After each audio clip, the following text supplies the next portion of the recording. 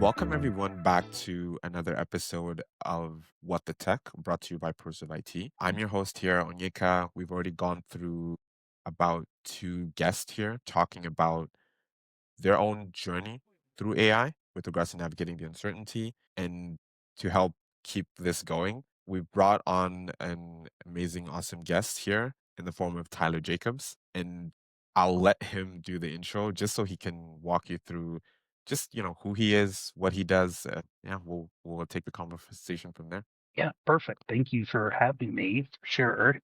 This is a good way to get the word out and but also talk about some real stuff that's moving very fast these days, as everybody knows. So Tyler Jacobs, I work for a company called Honey Stinger. It is a honey-based energy food company. We have waffles and chews and bars. Our main focus is athletes, pro teams, all that, but normal people enjoy our stuff too. And you can find us in most all of the grocery stores in the US. We are in Canada also.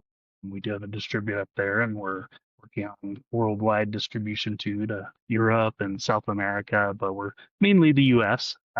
But that's kind of the business, is getting waffles out to the world and fueling people up with natural honey products that are also, gluten free, Mm. organic, and everything. So there's versions for everyone. So they can go enjoy their run or just exercising and fuel up properly.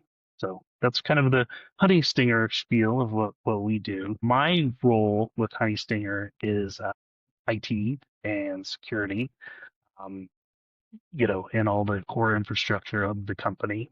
We're a pretty small team here. We're a small to medium business that's growing very fast, but we kind of keep a small team. We have about, let's see, 37 people total in the company. But for me, I do all this on myself. I don't have a team per se.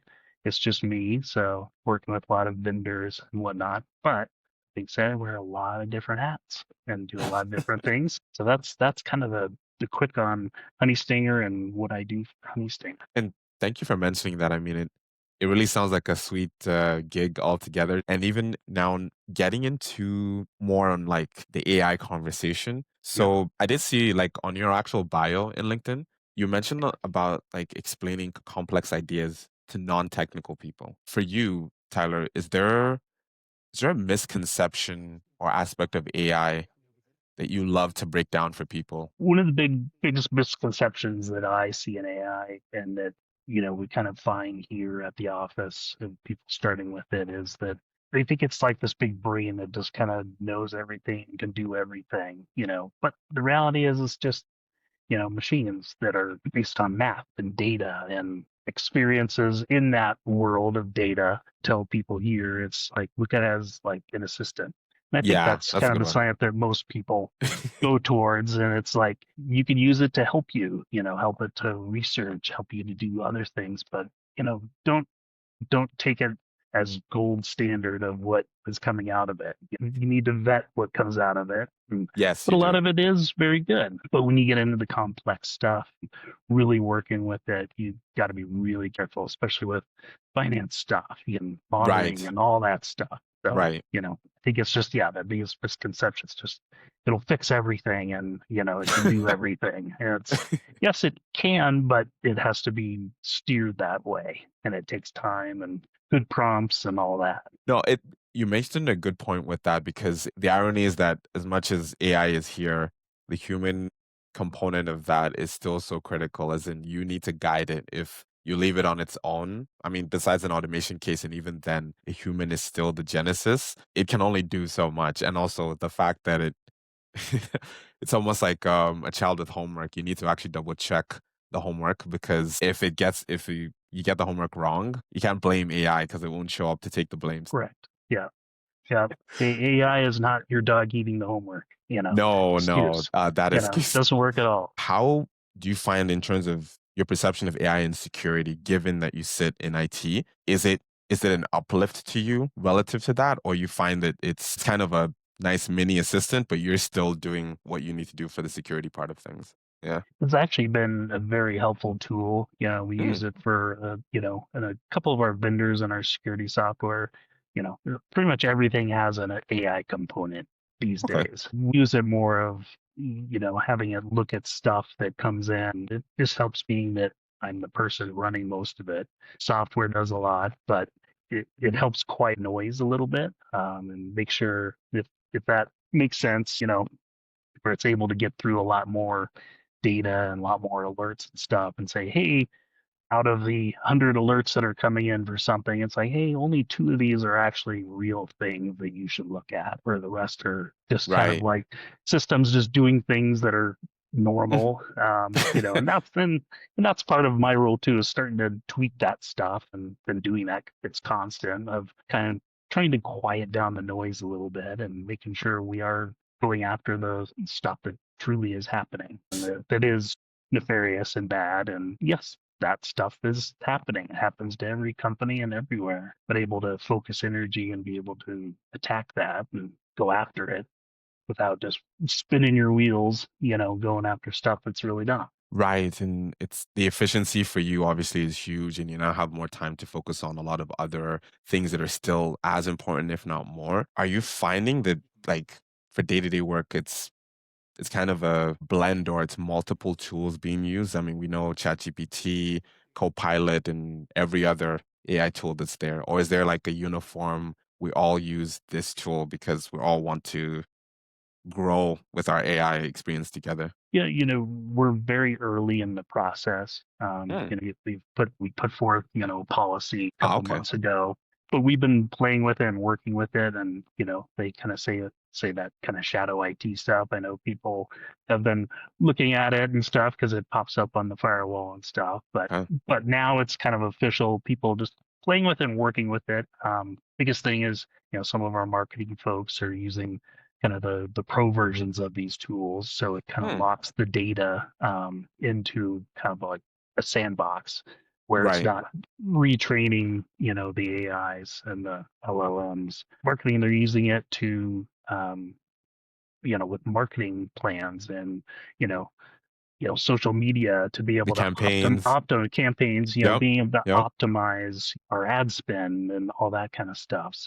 And Right. that's helping them a lot. It's like, hey, we have a certain budget and a certain amount, can we squeak out a little more? And that's where they're starting to use that to, can we have a more effective way of, getting this out? Or should we be focusing stuff towards this demographic or this group, Right. or these sports people here or people on this other side. You just maximizing that. For me, I use it a lot to solve, you know, simple problems, simple IT problems that get kind of a machine or something, you get this weird error, and it's like, why is it doing that? One of the ones I use instead of like Google's actually, you know, it's a great thing. We've all used Google search, but with the advent of AI, things have changed. Obviously, their Gemini products a little different now. Mhm.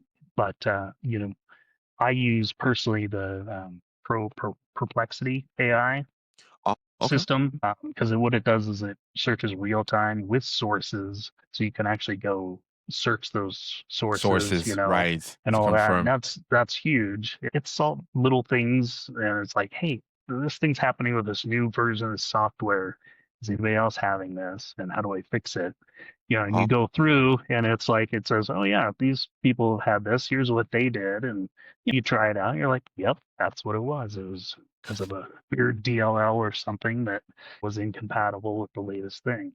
But having right. going down the rabbit hole of trying to search for that through Google and not having that human The kind of to interaction, AI right. interaction, you'd be searching for hours and hours.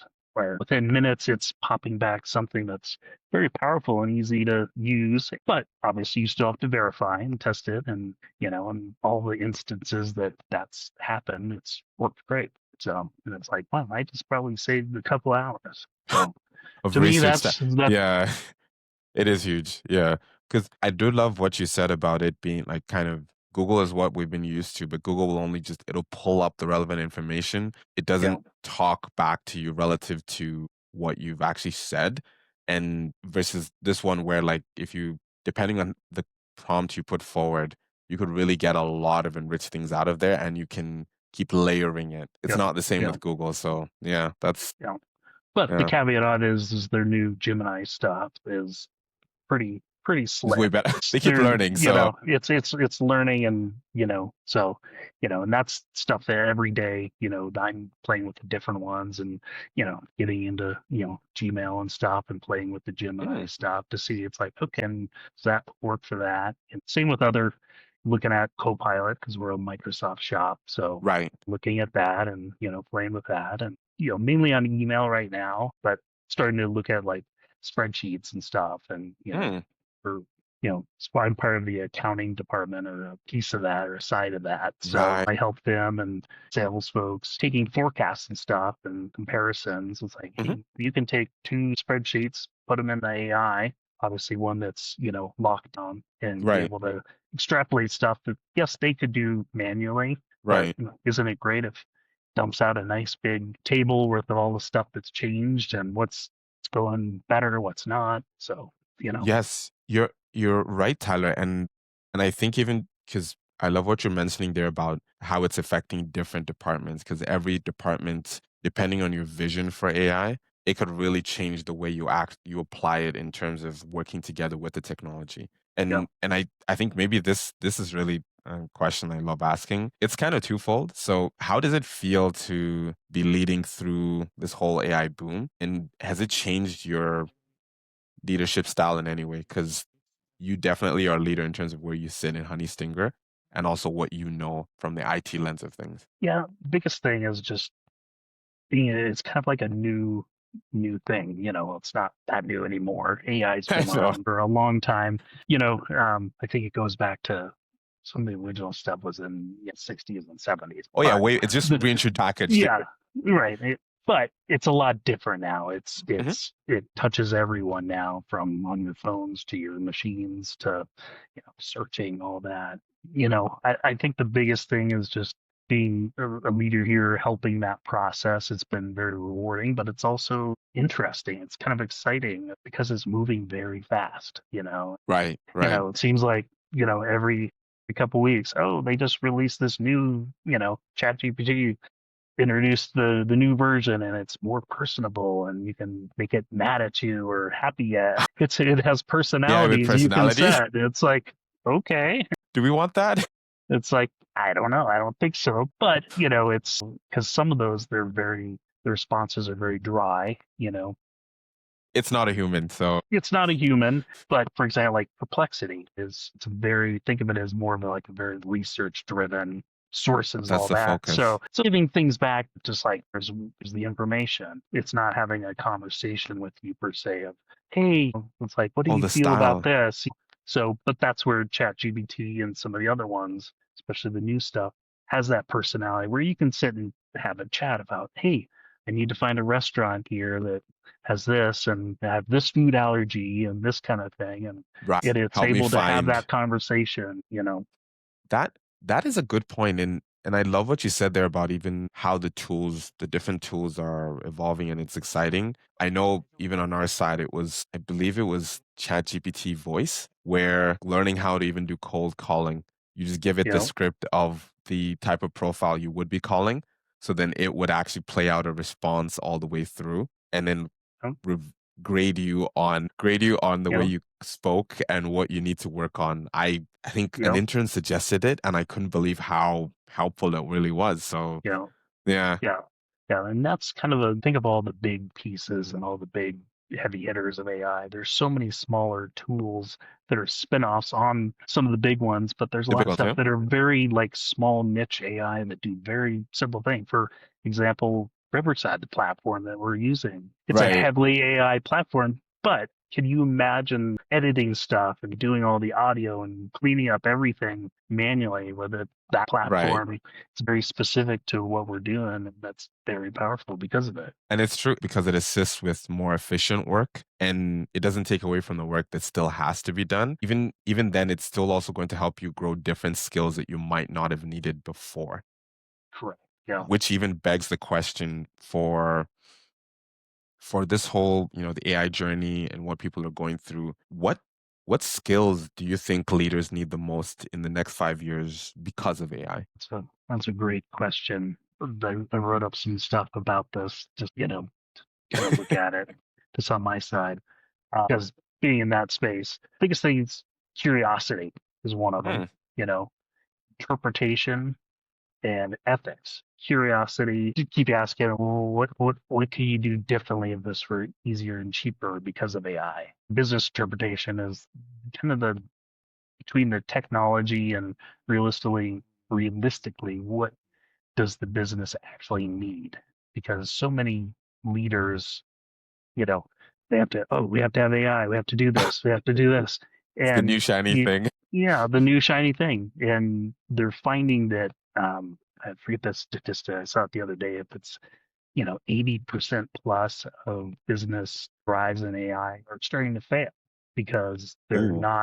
they're not putting in Oh, the the time to really strategy. they're not doing the policies, the strategy, actually Oh, really looking at the business acumen of right, does this solve this or are we just throwing AI on top of it to right, maximize it? You have to go at the kind of the core of the business to see does this make sense? And if it does, and if it can bring good ROI, just go through the process and build that out. But if right. it's just like, hey, we want this, and it's like, oh, AI is supposed to give us, you know, 10x revenue by you throwing it on there, and then they start playing with it and start doing it, and it doesn't It doesn't. because they Right. haven't really looked at why it would do that. If that makes sense. That I think that makes sense because there is that healthy balance because AI won't physically do the work. It can give you the ROI calculations, and I kind of feel maybe not a grain, but a little bit more than a grain of salt should be taken into what it says because the human component is still needed, especially when you're trying to do innovative things. Like, let's say you wanted to help not maybe not fix, but the process gap issues that exist in different departments, and you're now asking it for what is a healthy strategy we can do relative to maybe the next 3 months. That's a bit different in terms of the brainstorming component versus the hard numbers game, which, as we know, different factors affect it. So it's not set in stone. So Right. yeah, Right. Yeah, and I think the biggest thing too is, it's all in the news. It's like, oh, AI is going to take my job. It's going to replace yes, me. Everybody hears that, but they the do. reality is, no, it's not. To some extent, yes, the big Right. corporations they want to, use AI. And it's like, oh, we can solve this and do this, and some are kind of successful. Some are doing that. Yes, there have been some layoffs and stuff in the Hmm. big companies, but some companies are bringing those people back in because they're finding that it's not working. Their The human customer touch. service, that human Right. touch is gone. Their customer service that they all moved to AI is, you know, not working as well as they envisioned Oh, or they were sold on, where it's right. like, and their customers are losing trust. They're getting frustrated, and Right. that's huge.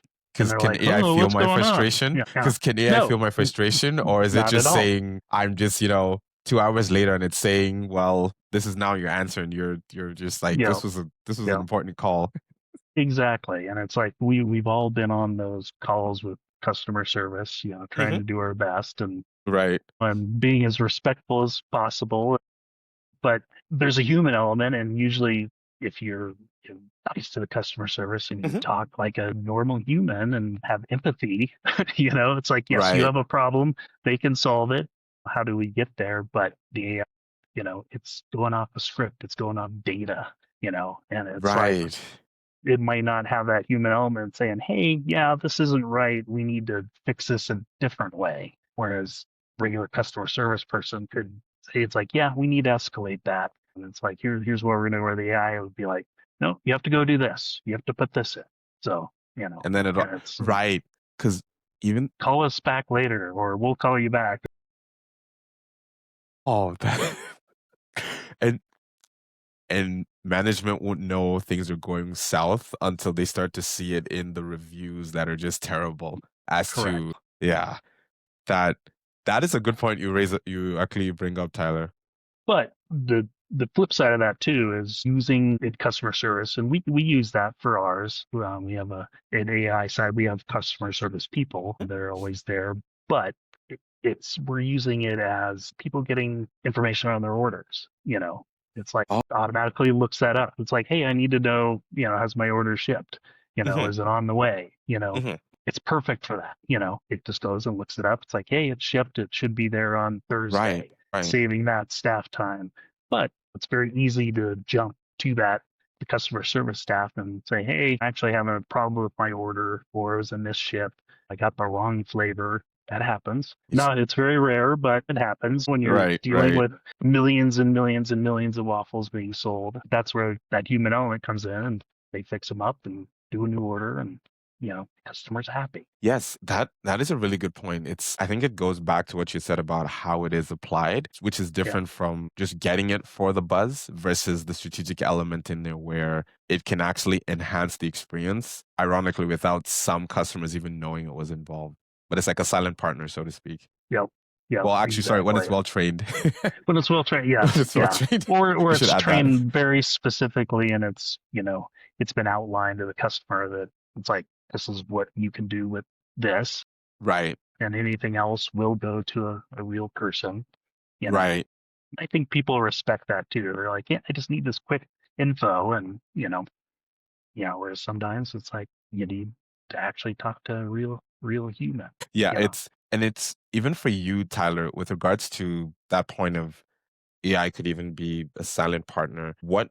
What are like maybe three things you would love to use AI to achieve, like in terms of what you do, or maybe it's even for a different department, but yeah, for me, it just like we talked about early on is just kind of quieting down that noise and just being able to take in some stuff because also IT is on part of my role. So I still get right, that occasional, hey, I can't log into email or I can't print that kind of stuff. And it'd be great to, that first tier of having people put in it, request and it, helps them. It might help them. It's like, hey, have you tried this? Have you tried this? right, right.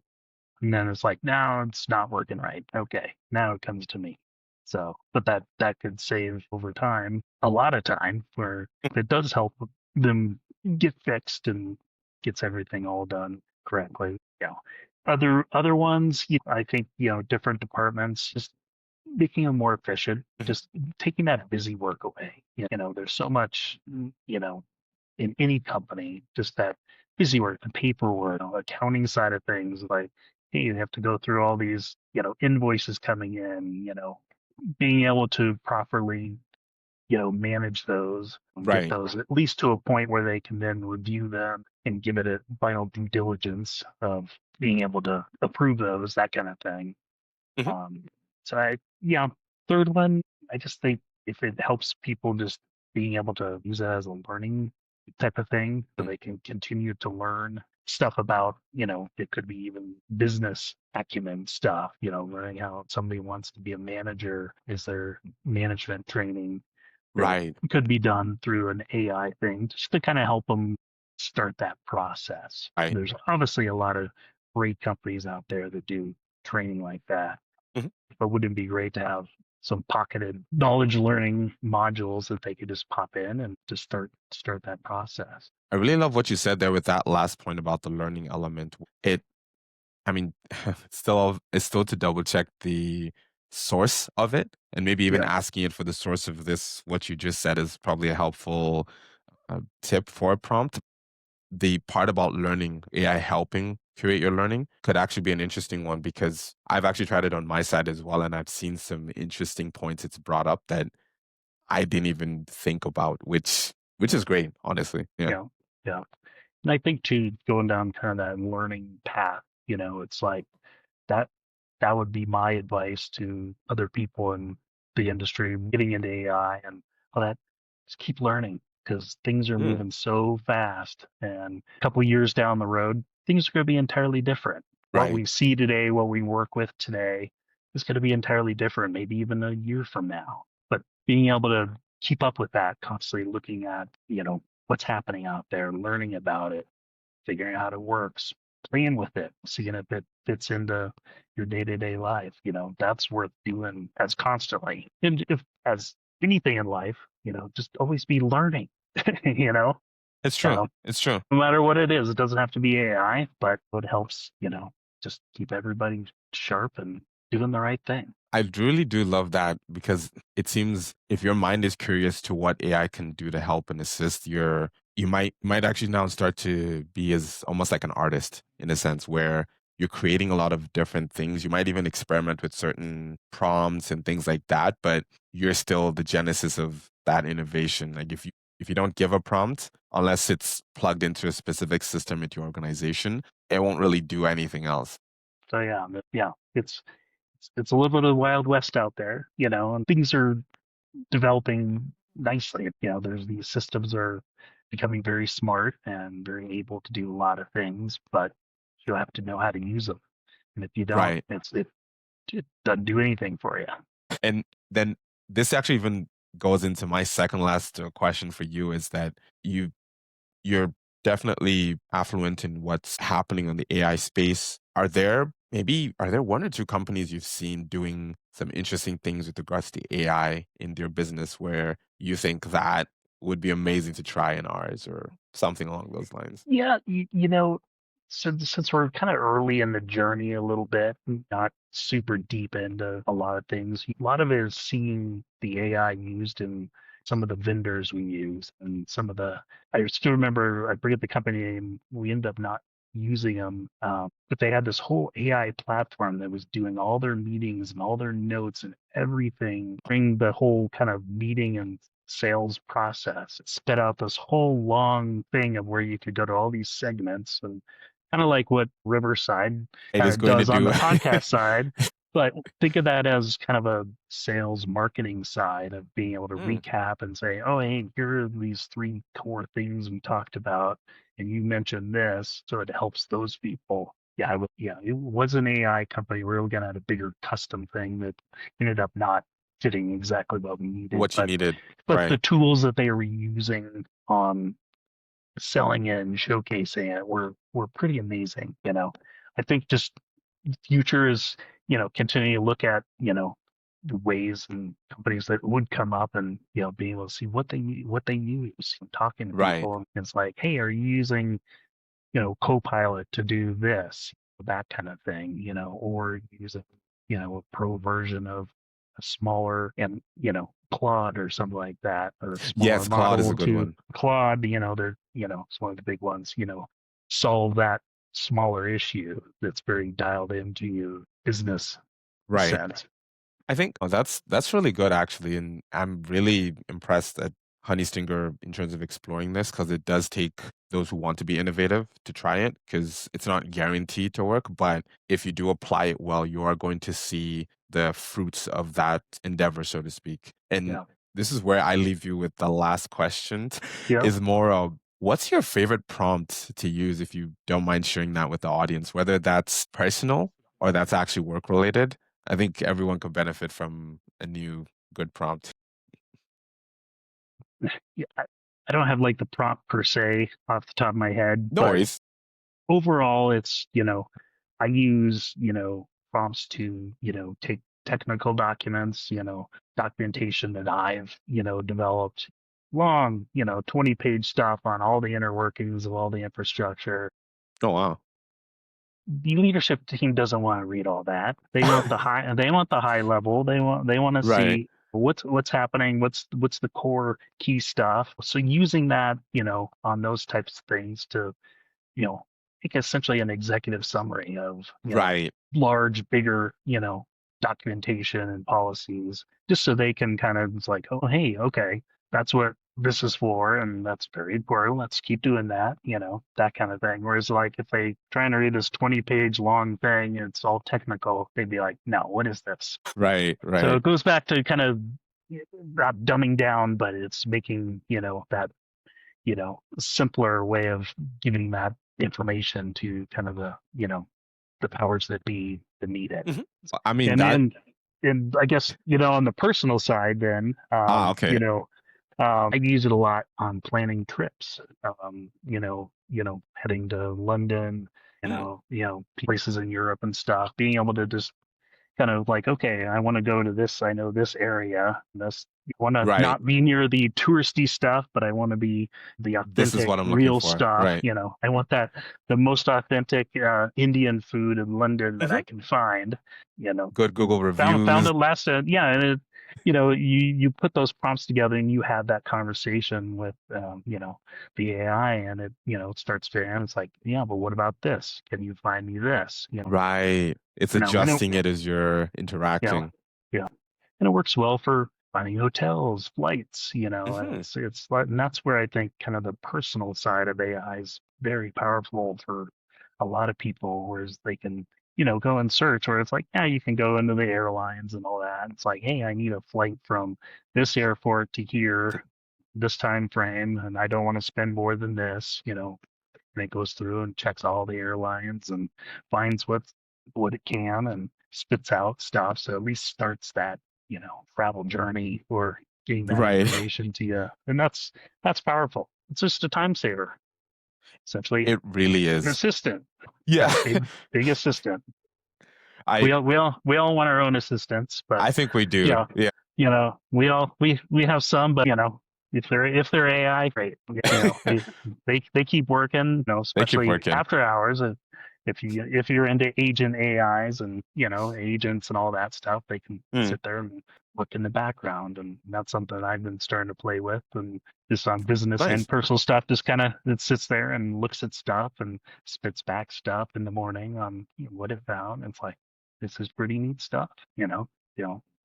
So yeah, so it's a big world out there, and there's lots going on. The biggest thing is just having everybody do it smartly, and make Right. sure you think of it as like an assistant or a addendum to what you can do as a human, Right. help you work smarter. And if you have that mindset, you'll be able to properly get through it all and get your best results out of it. That's exactly what I think everyone's looking for. And sincerely, thank you so much, Tyler, for what Well, you've thank you. mentioned here. It's just for people to know, if anyone's listening to this, that the AI journey is not set in stone, but there is a lot of different things you can learn and evolve through the process. And you, the human, is still critical to what comes out of any AI tool you use. So it's just Yeah. important to never forget. And that works both on the personal side and the business side. Yeah, It's more important on the business side, it's more especially important on the business side. Yeah. especially money and revenue and Right. items are, as part of it. That's very important. Don't Right. want to Yeah. make No, mistakes. yeah, that's true. That's true. AI won't take responsibility for your mistakes. Nope. But Nope. so thank you everyone again for tuning into What the Tech podcast. We do really appreciate you checking us out and seeing what we do, and I really hope that what we've shared here today is going to help you on your AI journey. Till next time, have a great day, and yeah, thank you. Thank you.